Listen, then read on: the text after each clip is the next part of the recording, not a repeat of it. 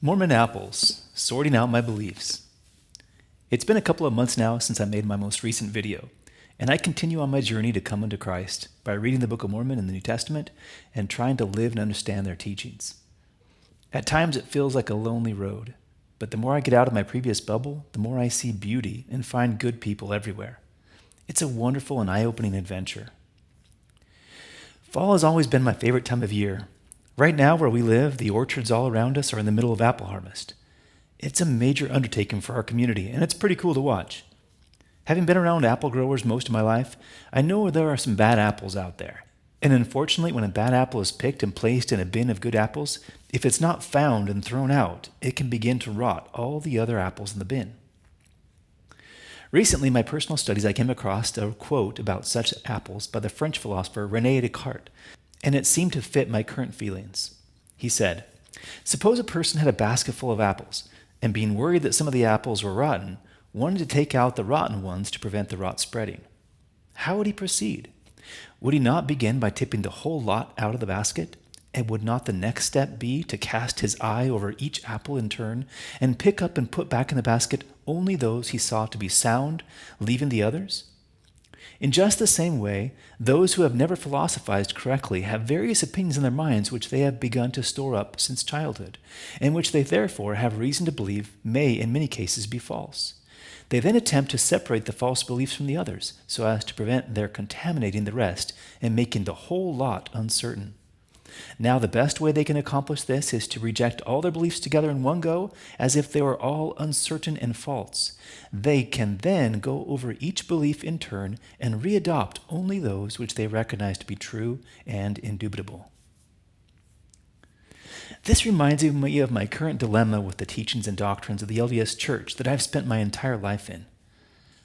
Recognizing now that the LDS Church goes so against the Book of Mormon and the teachings of the Jesus that I believe in, I'm left wondering which of all the doctrines, beliefs, and practices I've had instilled in me by a lifetime of church membership are bad apples, and which ones might still be good.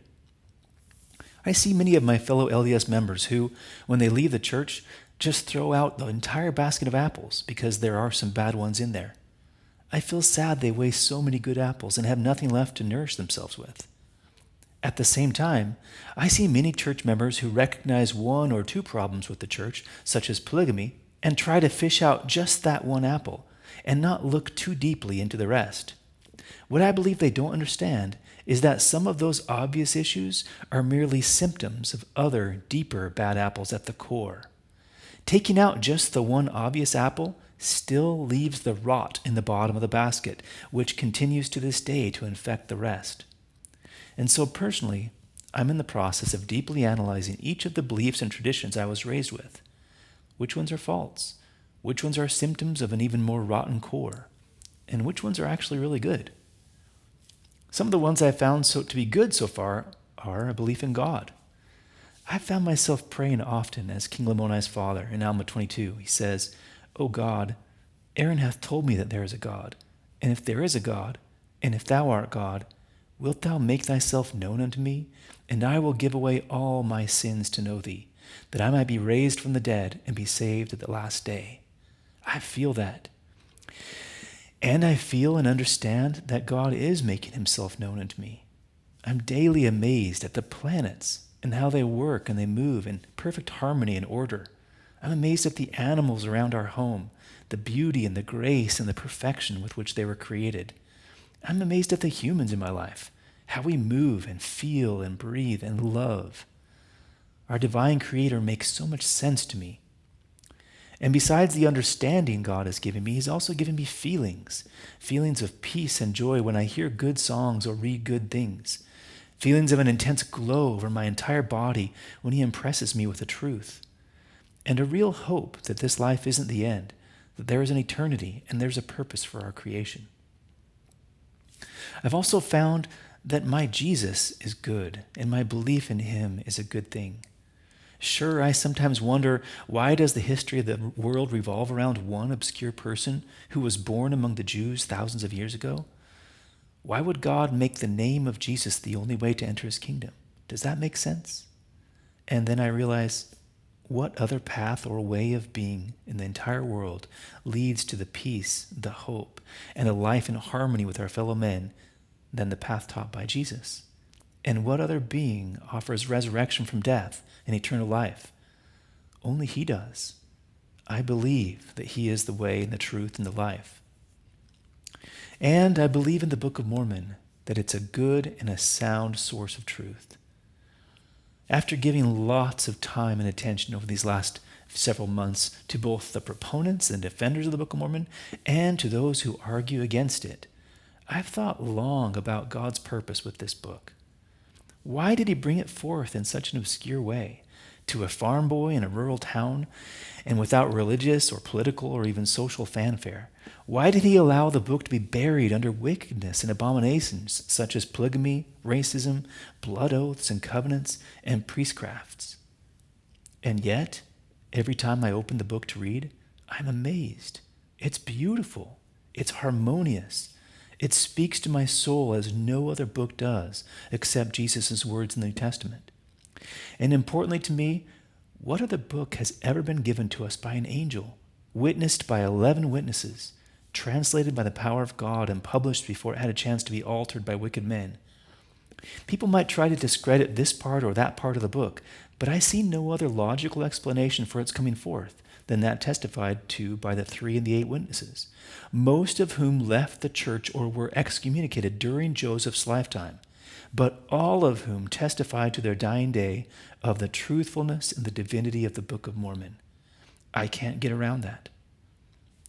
And so these 3 things, God, Jesus Christ, the Book of Mormon, are now the lights by which I judge all the other apples in my bin.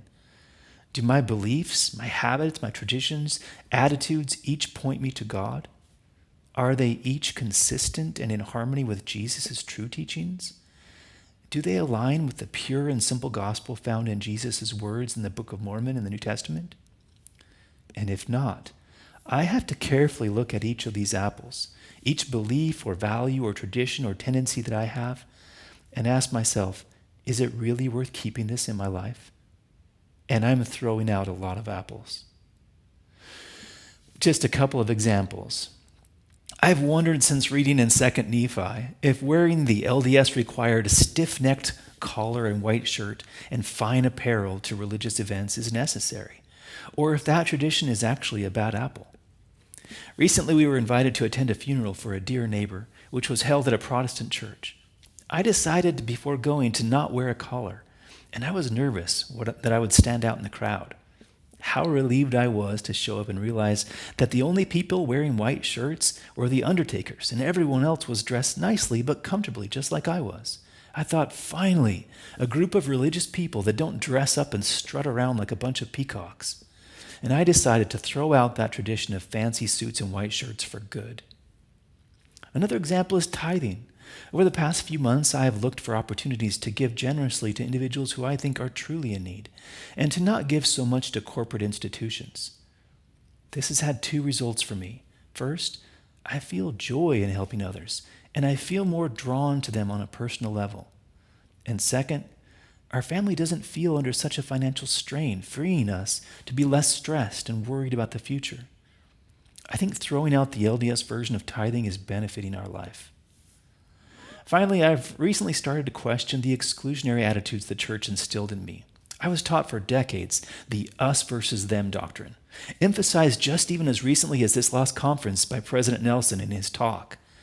That was a doozy. But recently, as I've studied the words of Jesus Christ in 3 Nephi, I've been really impressed to open my heart to others and not be so quick to judge or exclude them. I'm not perfect at this. But I see that throwing out this bad apple of judgment and exclusion is making me more able to look at others with meekness and mutual respect. It's a slow process. But this process of sorting through the apples of my beliefs and traditions reminds me of the words of Alma about comparing the word unto a seed. In Alma 32, he says, "If ye give place that a seed may be planted in your heart, behold, if it be a true seed or a good seed, behold, as the seed swelleth and sprouteth and beginneth to grow, then you must needs say that the seed is good, for behold, it swelleth and sprouteth and beginneth to grow. Therefore, if a seed groweth, it is good, But if it groweth not, behold, it is not good. Therefore it is cast away. As I look around in my heart, I have a number of seeds planted, waiting to see if they are good seeds or not. Many of them appear ready to be thrown out. They aren't growing. They don't appear to be any good. It's hard to throw out things I've been taught all my life, but it's freeing at the same time. I'm also keeping some of my previous beliefs, a few, the ones I can see and I know to be good. So what's the result of this sorting process? So far, life is simpler now, to be honest. It's peaceful. I feel so much less stress. I feel more love for the people in my life. I feel less judgmental, less impatient, and more of a desire to love and help those around me, and that feels good. And I hope that as I continue, I can get closer to living a life of following Jesus Christ in his true path. I want to come to know him and to be in his kingdom someday.